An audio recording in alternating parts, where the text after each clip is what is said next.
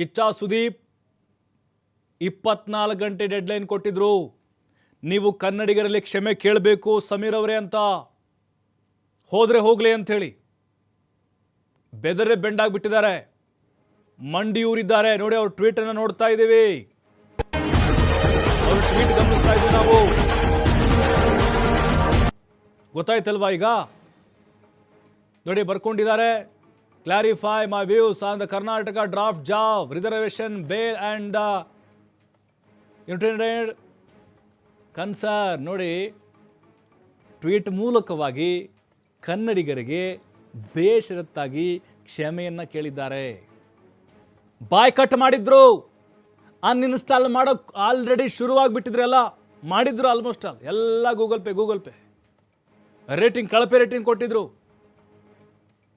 ನೋಡಿ ಈಗ ಮಂಡಿಯೂರಿದ್ದಾರೆ. ನೋಡಿ ಸಮೀರ್ ನಿಗಮ್, ಫೋನ್ಪೇದ CEO, ಕರ್ನಾಟಕ ಜನತೆಗೆ ಬೇಷರತ್ತಾಗಿ ಕ್ಷಮೆಯನ್ನ ಕೇಳಿದ್ದಾರೆ. ಅದರಲ್ಲೂ ಕಿಚ್ಚ ಸುದೀಪ್ 24 ಗಂಟೆ ಗಡುವನ್ನು ಕೊಟ್ಟಿದ್ರು.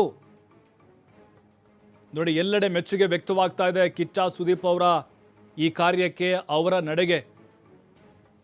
ಹಾಗಾಗಿನೇ ಏನೋ ಅನ್ಕೊಂಡ್ಬಿಟ್ಟಿದ್ದಾರೆ ಕನ್ನಡಿಗರು, ಕರ್ನಾಟಕ ಅಂತ ಹೇಳಿದ್ರೆ. ಈ ಸರ್ಕಾರ ಏನು ಬಿಲ್ ತರಕ್ಕೆ ಮುಂದಾಗಿದೆ ಮೀಸಲಾತಿ ಕೊಡಬೇಕು ಅಂತ, ಈ ಸಮೀರ್ ಅವರು ಕನ್ನಡಿಗರಿಗೆ ನಾವು ಅರ್ಹರೇ ಅಲ್ಲ, ಖಾಸಗಿ ಕಂಪ್ನಿಗಳಲ್ಲಿ ನಮಗೆ ಯೋಗ್ಯತೆ ಇಲ್ಲ ಅನ್ನೋ ಥರ ಟ್ವೀಟ್ ಮಾಡಿದ್ರು. ಅವ್ರದ್ದೇನೋ ಫ್ಯಾಮಿಲಿದು ಉದಾಹರಣೆ ಕೊಟ್ಟಿದ್ರು, ಅವ್ರ ತಂದೆಯದು ಇವ್ರದ್ದು. ಇದು ಕನ್ನಡಿಗರ ಆಕ್ರೋಶಕ್ಕೆ, ಕೆಂಗಣ್ಣಿಗೆ ಗುರಿಯಾಗಿತ್ತು. ಅದರಲ್ಲೂ ಸುದೀಪ್ ಅವರು ಫೋನ್ಪೇದ ಅಂಬಾಸಿಡರ್ ಆಗಿದ್ದಾರೆ. ಅದರಿಂದ ಆಚೆ ಬರುವಂಥ ನಿರ್ಧಾರವನ್ನು ತೆಗೆದುಕೊಂಡು ಬಿಟ್ಟಿದ್ರು. ಈಗ ಎಚ್ಚೆತ್ತುಕೊಂಡಿದ್ದಾರೆ ಸಮೀರ್ ನಿಗಮ್ ಅವರು. ಒಂದು ಅವಕಾಶ, ಕನ್ನಡಿಗರ ಅವಕಾಶ ಕೊಟ್ಬಿಡೋಣ, ಅವ್ರಿಗೆ ಕ್ಷಮೆ ಕೇಳಿದ್ದಾರೆ, ಅವ್ರು ದೊಡ್ಡ ಗುಣ ಅಂತ ಅನ್ಕೊಳ್ಳೋಣ.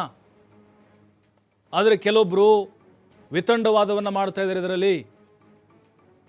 ಅಂದರೆ ಎಲ್ಲವೂ ಇಲ್ಲಿಯದನ್ನು ಬಳಸಿಕೊಂಡು ಕನ್ನಡಿಗರಿಗೆ ಉದ್ಯೋಗ ಕೊಡಲ್ಲ ಅಂತ ಹೇಳಿದ್ರೆ ಯಾಕೆ ಬೇಕು ನಮಗೆ? ಹಾಗಾದರೆ ಫೋನ್ಪೇ ಅಂತೇಳಿ ಎಷ್ಟೋ ಜನ ನಾವು ನೋಡಿದ್ದೇವೆ ಸೋಷಿಯಲ್ ಮೀಡಿಯಾದಲ್ಲಿ ಅಭಿಯಾನವನ್ನು ಶುರು ಮಾಡಿದರು. ಇದು ಕನ್ನಡಿಗ